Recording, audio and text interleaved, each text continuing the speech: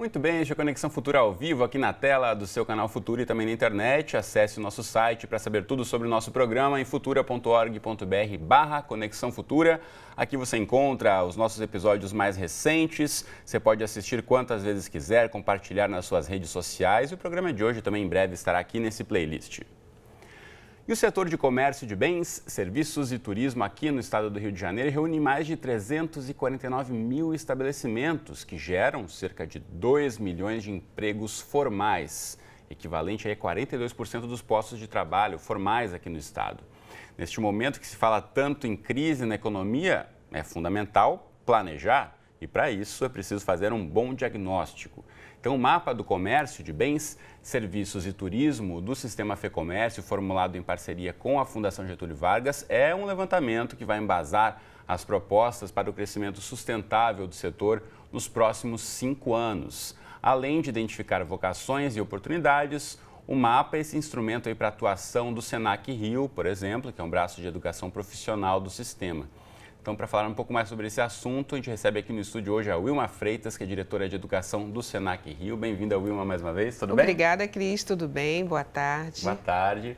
Também conosco, ao meu lado, está aqui o Irineu Frari, que é coordenador de projetos da Fundação Getúlio Vargas. Bem-vindo, Irineu. Boa tarde, bem. Obrigado. E ainda conosco o jornalista Antônio Góes, nosso consultor de educação aqui no canal Futura. Bem-vindo, Antônio. Obrigado. Bom, e você em casa, como sempre, também é nosso convidado, então aproveite aí para tirar as suas dúvidas, compartilhe essa história com a gente, mande mensagens, comentários e opiniões nas redes sociais do Futura. Já mostro para você aqui no nosso Facebook, tem esse post aqui destacando o mapa do comércio. Você pode curtir, comentar e compartilhar aqui, deixando registrada a sua questão. Se não estiver no Rio também, quer saber questões em relação ao comércio no seu estado, mande aí para a gente também. Mande a sua pergunta ainda pelo Twitter em até 140 caracteres para @canal Futura. E também temos o nosso WhatsApp, você pode salvar os contatos do canal Futura no seu celular em 21 968 668 414. E também temos o nosso telefone fixo que segue à disposição nesses numerozinhos aqui embaixo, 0 operadora 21 2273 5020. Enquanto começa o nosso bate-papo aqui, bem-vindos mais uma vez os três. Já quero mostrar para quem está em casa o mapa estratégico do comércio no Rio de Janeiro 2015 e 2020. Está aqui a versão impressa nas minhas mãos. Deixa eu dar esse zoom aqui para mostrar para você de casa. Esse é o mapa do estado do Rio, para quem não está familiarizado, mostrando aí toda a diversidade das atividades no comércio aqui no estado e com certeza serve como base também o que acontece por aqui para tantos outros estados da nossa federação. E esse estudo também está na internet, para quem quiser acessar pelo site, você pode ir diretamente aí ao site da fecomércio-rj.org.br para ver em detalhes aqui o que a gente está discutindo aqui no estúdio hoje. Mas para falar em diagnóstico e crescimento, desenvolvimento, é claro, a questão da educação é fundamental, a educação para o trabalho, a educação profissional. E a gente sabe muitas vezes das dificuldades do acesso à educação pública de qualidade no nosso país, mas pensando focado, né, na questão de quem está pensando em abrir um negócio ou quem já está com um negócio aberto e quer pensar em crescer ainda mais, né, Irineu? Se pensar na capacitação de todos os níveis de quem está envolvido, não só do gerente ou do dono desse negócio, mas quem está ali gerenciando, desse gestor e também de quem está na ponta, né? O que a gente identifica é que você tem muita oferta de educação para o nível, para o gestor, que tem que ter um olhar estratégico do negócio, saber se posicionar, né? Olhar o que é ameaça, o que é oportunidade para o negócio. A gente olha o operador, a pessoa que faz o dia a dia, e muitas vezes a gente esquece do gerente médio, né? Que ele é o que faz essa integração entre o olhar estratégico e a operação. E eu acho que nesse aspecto o mapa ele traz uma colaboração nesse sentido para você poder atacar esse gerente médio ainda que ele é pouco... você tem pouco curso para ele nesse sentido. Então, o Senac está preocupado com isso e a gente identificou isso que é uma das estratégias para o setor se desenvolver melhor um pouco. E no que se refere ao operador, à pessoa que está ali na linha de frente do comércio, o que é importante? É a qualidade de serviço. Eu acho que isso é importante para qualquer setor e o setor de serviços é muito importante de comércio, isso não dá para deixar de se fazer, né? Agora, Wilma, para pensar nesse curso a ser ofertado, né, o Irineu aponta aí, muitas vezes esse cara que está ali no meio da cadeia não é tão visto, mas então para ter um curso ofertado a ele, então o Senac tem que estudar como é que está a demanda daquele mercado, se de fato vale a pena investir num curso para ele ou em outro sentido, em que outra área está sendo investido mais. Como é que o Senac avalia em relação à demanda e oferta dos cursos, das áreas que devem ser investidos em cursos? Pois é, Cris. O que a gente tem feito até hoje é ouvir muito o empresário, ouvir a pessoa que está atuando naquele setor. Agora o nosso olhar está se voltando para o ambiente de negócio. Porque diante de tudo que a gente está vivendo no estado do Rio hoje, olhar o ambiente de negócio é identificar onde estão as verdadeiras necessidades de desenvolvimento profissional, tá? E o mapa, ele vai ser uma grande colaboração na medida que a gente vai interiorizar essa discussão. E a gente tem hoje polos no interior que realmente fazem a diferença para o setor de comércio de bens, serviços e turismo. Porque por mais que nós tenhamos indústrias, altos investimentos em grandes corporações, a máquina que movimenta o local é o comércio, é o varejo. Então, a atenção a essa interiorização, conhecimento do ambiente de negócio e entrevista com as pessoas que estão liderando e estão atuando hoje em médias gerências, vai fazer com que a gente, inclusive, faça revisão de portfólio. Isso vai ser muito importante. Sem dúvida. A gente está falando aqui em relação a esse planejamento e diagnóstico no estado do Rio de Janeiro, mas, de certa forma, em todo o país, a gente tem acompanhado aí uma universalização do acesso à escola. Então, o brasileiro está frequentando mais, está aumentando, né, o nível de escolaridade. Mas, em relação à qualidade, o que se faz depois e a colocação desse trabalhador no mercado de trabalho, Antônio, isso é um desafio ainda a ser observado com mais atenção, né? O Brasil tem feito um esforço, isso é visível nas estatísticas, de aumento do número de pessoas estudando. Houve um avanço ainda insuficiente, mas a gente tem conseguido colocar mais gente na escola. O problema é que a qualidade dessa educação deixa muito a desejar e isso afeta um fator que é fundamental e aonde o ensino profissional pode atuar muito e tem muita contribuição a dar, que é a questão da produtividade do trabalhador. Se a gente vê avanços na questão da escolarização formal, né, medida ali em quantos anos a pessoa estudou, quando a gente olha indicadores de produtividade, a gente toma um susto, porque há 30 anos que o Brasil está estagnado, a gente não consegue melhorar a produtividade do trabalhor. E isso tem a ver com qualidade da educação básica, tem a ver com a educação profissional e é um campo em que pode haver uma simbiose, quando bem feita. Um dos poucos no ensino médio é muito comum você não achar evidências de políticas que funcionam. A gente tenta várias coisas, amplia o horário integral e não funciona no ensino médio. Das poucas coisas que a gente sabe que funciona é quando há essa integração bem feita de uma educação profissional com a escola, ou seja, beneficia a escola porque melhora o aprendizado nas disciplinas tradicionais, dá um sentido ao ensino médio, dá um sentido para o jovem e quando isso é bem feito, bem articulado com o mercado de trabalho, aí você tem uma engrenagem perfeita para avançar nessa questão da produtividade, onde a gente está patinando e é um problema muito sério do país. E, né, em termos de crescimento para a nossa economia, por exemplo, né, essa produtividade mencionada pelo Antônio, isso nos prejudica de que forma? Se formos analisar aqui nesse planejamento também de 5 a 10 anos, se nada for feito agora de investimento, né, nos próximos 5 anos, que oportunidade a gente pode ter pela frente? A gente está perdendo algumas oportunidades, né? A gente estava conversando aqui antes de começar o programa, o Brasil está despencando nos rankings de produtividade do Fórum Econômico Mundial. A gente caiu 53 posições no item de educação. Então, um país que se propõe a ser uma pátria educadora, perder tudo isso é muito grande. Eu acho que o caminho também é a gente perder um pouco de preconceito em relação ao ensino profissional. Né? No Brasil, e a média do Rio é a mesma coisa, a gente só tem 4% das pessoas que fazem ensino médio estão matriculadas em ensino profissional. Então, enquanto que a média dos países desenvolvidos da OCDE é de 46%.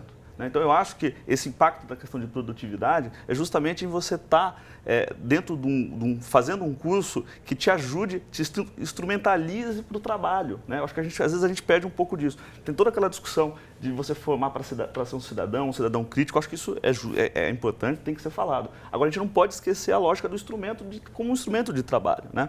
O Gilberto Dimenstein, no lançamento do mapa, ele deu um dado muito interessante sobre o Centro Paula Souza, em São Paulo. Segundo ele, de 10 pessoas que se formam naquela escola, eu sou formado nela, eu sou um técnico de processamento de dados, eu fiz o curso profissionalizante, 9 conseguem uma vaga na área que ela se formou. Então, isso é um dado muito legal de empregabilidade. Então, eu acho que isso também tem que ser um pouco mais explorado. A gente tem que explorar um pouco mais a questão do ensino profissional. Acho que os olhos nossos ainda não estão aí. A gente tem uma meta do PNE, a meta 11 do PNE, é de você triplicar o número de... PNE, que é o nosso Plano Nacional de Educação. De educação, isso. triplicar a média de matrículas para os próximos até 2024 e dobrar a participação do setor público nessas ofertas. Wilma, pensando nessa oportunidade, então, de tentar aliar um pouco mais, né, a educação formal com a educação profissional, onde é que está o entrave? A gente sabendo dessa oportunidade, como disse o Irineu, né, de que podemos ter uma nova geração mais capacitada e mais produtiva para a nossa economia, de que forma aliar esses dois tipos de ensino? Olha, Cris, podemos e devemos. Eu acho que essa questão que o Irineu colocou, do preconceito com a educação profissional, que é uma coisa cultural que vem durante um tempo. A cultura do bacharelismo é uma cultura presente nas famílias brasileiras. Como se todo mundo necessitasse ter um diploma universitário. Exatamente. O diploma universitário é o diploma sonhado. Ninguém está negando isso, mas existem estágios que podem ser alcançados até mesmo através da educação profissional. Você pode começar desde o ensino médio, desde o ensino fundamental, a conhecer esse mundo do trabalho, a entrar nesse mundo do trabalho de uma forma diferenciada.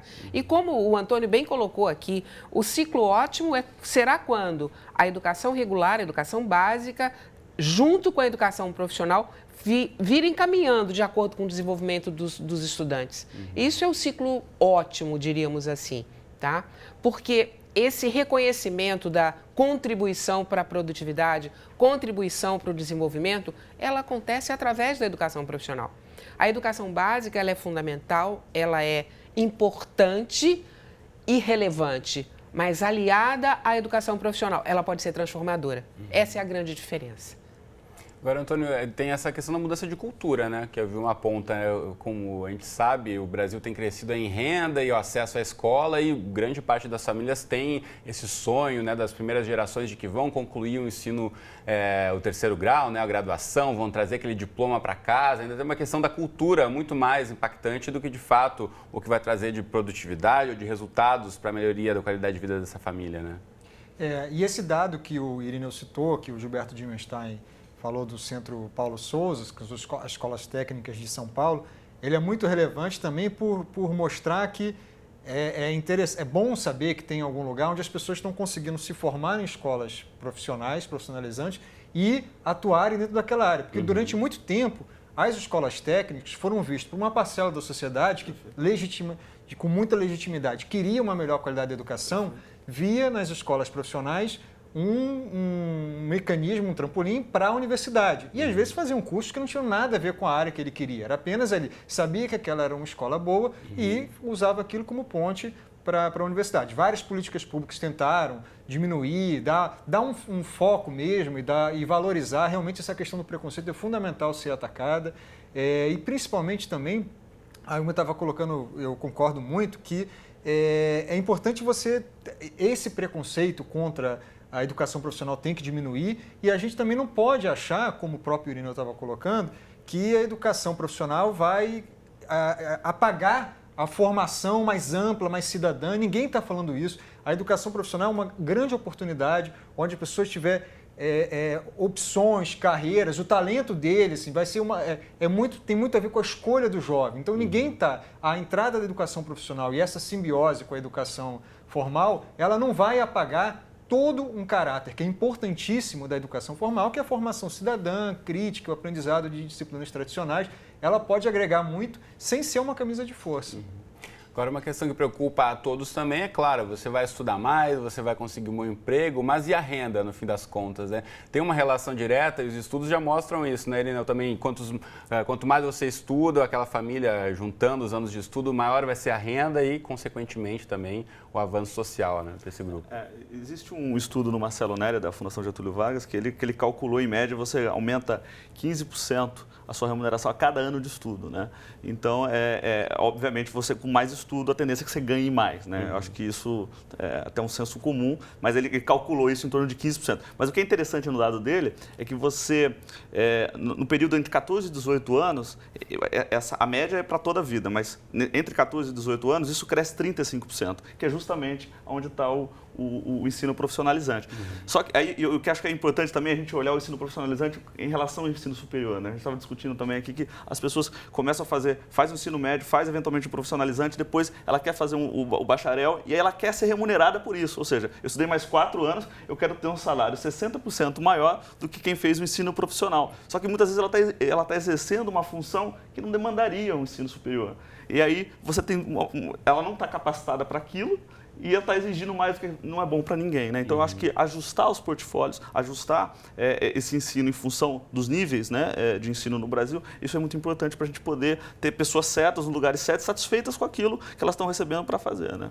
Muito bacana. Deixa eu aproveitar e mostrar para você de casa o site do Senac aqui do Rio de Janeiro, mas se você que está em outro estado pode e deve procurar o Senac também mais próximo de você. Aqui tem uma série de cursos, né, ofertados pelo Senac. Eu queria ver um pouquinho da Wilma em relação a essas diferentes modalidades de ensino que o Senac oferece.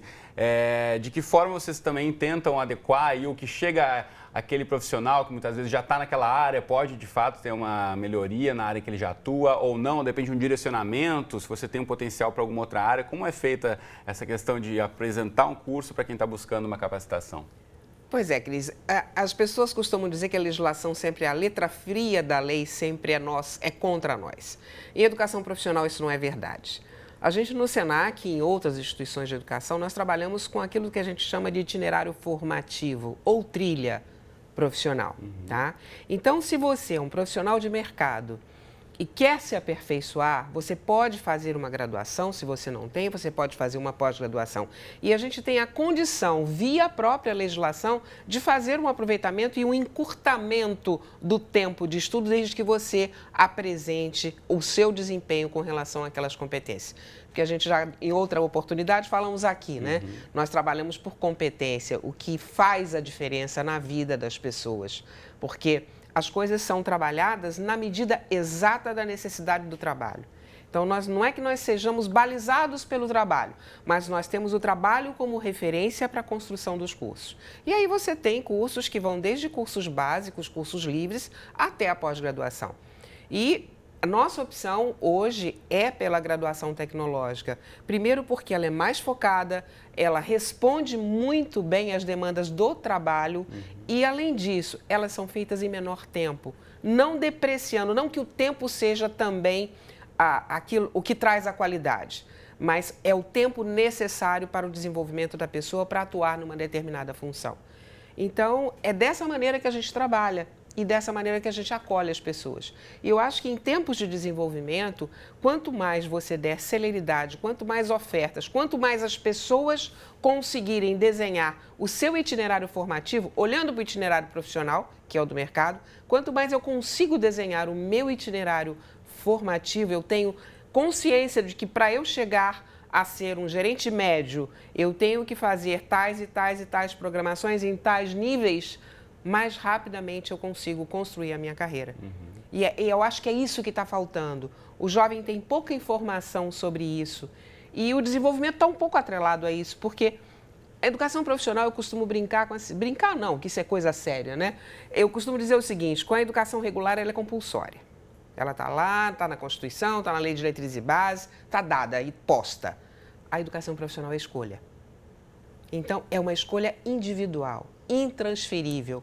Por mais que a família tente fazer a sua parte nessa história, mas chega um momento que sou eu quem vou decidir o que eu quero fazer, qual é a minha carreira. Agora, Antônio, o principal desafio é como embasar essa escolha para que ela seja bem feita, né? A gente tem aqui, como eu já mencionei, o mapa da FEComércio, mostra um pouco para o setor do comércio, de bens, serviços, turismo, qual trilha seguir, né, para esse setor todo. Agora, para o jovem que está na escola, ele tem muitas vezes pouco contato com as profissões, ele pode ter uma ideia do que é uma profissão, mas para até chegar e conhecer um profissional, saber onde deve investir ou não, você acha que de repente a gente pensar na educação básica, nos anos iniciais, ou pensar em apresentar dentro da escola regular algumas modalidades do trabalho, isso poderia ajudar a melhorar essa escolha do jovem quando acaba o ensino médio? Eu acho que sim, agora... Claro que com todo cuidado, e principalmente essa questão que você colocou de informar bem ao jovem. Eu estava lembrando, estava conversando com o diretor de escola, de uma escola que era concomitante o ensino regular com uma opção técnica. E esse diretor estava me contando que começou a ter muita evasão num dos cursos técnicos dele. E aí ele procurou os pais, os alunos, para entender o que estava acontecendo com aquela evasão. Ele descobriu que os pais estavam pressionando os filhos a se matricularem naquele curso, porque viam ali uma chance de melhorar a qualidade da educação, sem ter a mínima ideia do que era aquele curso. E os jovens estavam sendo empurrados. Se você quer desperdiçar dinheiro, você pega um jovem, empurra ele para algo que ele não quer fazer, e aí não tem chance de dar certo, vai dar errado. Então, assim, é fundamental informar bem o jovem, e isso tem que ser em grandes políticas, mas tem que ser também um pouco nessas práticas cotidianas. O que esse diretor fez, de chamar os pais dos alunos e explicar. Não parta do princípio de que as pessoas sabem do que se trata. Chama, conversa, dá informação para embasar melhor as escolhas, e aí a gente vai aproveitar melhor os talentos. Lineu, e essa questão de saber para onde está indo o mercado pode ser também sempre uma base, uma fonte de informação para quem está na dúvida de que área seguir, né? É interessante, assim, o diagnóstico ele mostra algumas coisas que a gente estava discutindo aqui, né? O que chama atenção é a questão do turismo que a gente estava discutindo. O turismo é um setor muito importante para o estado do Rio de Janeiro, né? Então ele emprega 10% do setor de serviços, isso dá em torno de quase 200 mil pessoas que estão empregadas em atividades relacionadas ao turismo. Se você for ver a oferta de cursos de turismo, ela é muito baixa, só 2% da oferta dos cursos profissionalizantes. Então, assim, o que está acontecendo? Isso tem que ser explorado, né? Uma das razões que a gente pode inferir aqui, eventualmente, é que o pessoal da área de turismo não acredita que essa formação profissional agrega valor. E aí a gente vê o resultado disso nos serviços que são prestados, que não são bons serviços, né? Então, aí você tem que trabalhar com o empresário, muito próximo do empresário, para conscientizar ele que isso também é importante, para entender a demanda dele e adequar o teu tipo de curso, para ver se você está formando a pessoa que ele precisa, né? Porque muitas vezes também você está formando uma pessoa que ele não precisa.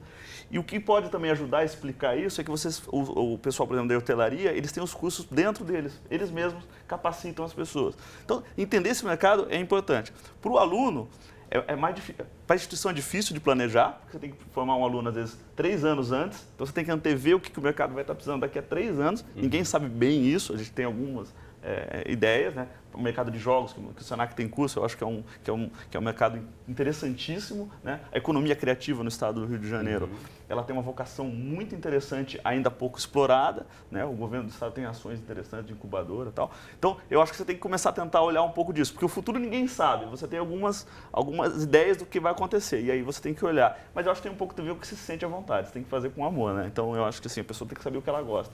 E às vezes é muito cedo que ela tem que fazer essa escolha, né? E no profissional a gente acaba antecipando um pouquinho isso ainda, né? Então, eu acho que essa é uma dificuldade. Você não tem nada de errado em começar um curso, ver que não é a sua. Exatamente. E mudar a área, redirecionar a sua carreira, né? A gente sabe que há tantas opções aí para você experimentar também e ver qual é o seu caminho. Deixa eu mostrar rapidamente aqui o site também da FGV Projetos, apresentado aqui no estúdio pelo Irineu. Você pode saber mais informações aí sobre as iniciativas da Fundação Getúlio Vargas, que desenvolveu esse mapa da FEComércio em parceria. Mostrar novamente aqui o site, onde você encontra na íntegra esse mapa estratégico, que está aqui em destaque no site. E antes da gente encerrar, queria ouvir a Vilma, né? Eu comecei o programa citando essa informação e é importante a gente mencionar no final também, 42% dos empregos formais no Rio estão relacionados à área do comércio e serviço. Então, é importante pensar nessa oportunidade também, que nos próximos 5 anos a gente espera que cresça ainda mais, né? E com certeza crescerá, porque com todo esse estudo que nós faremos, com a interiorização das análises feitas através do mapa, nós vamos ter que detectar essas tendências, como o Irineu falou, né? São essas tendências que vão dar para a gente os caminhos e vão poder traçar novos rumos para a educação profissional. Eu tenho certeza que muita coisa de inovação vem aí, como a economia criativa, que está vindo com força total, e outras áreas que, a cada movimento de mercado, uma nova ocupação surge, um novo posto de trabalho, e a gente vai ter o apoio aí de todo esse estudo do mapa do comércio para colaborar conosco. Muito bacana, então. Para agora, o nosso tempo aqui já está encerrado. Então, Antônio, Vilma e Irineu, muito obrigado. Um prazer conversar com vocês. Muito obrigada, Cris. Você de casa, obrigado pela companhia de sempre. Te espero aqui, então, ao vivo, 2h30 da tarde. Também temos exibições 00:30 e 7h30 da manhã. Ou então lá no nosso site, todos os nossos episódios para você assistir quantas vezes quiser. Um abraço e até a próxima.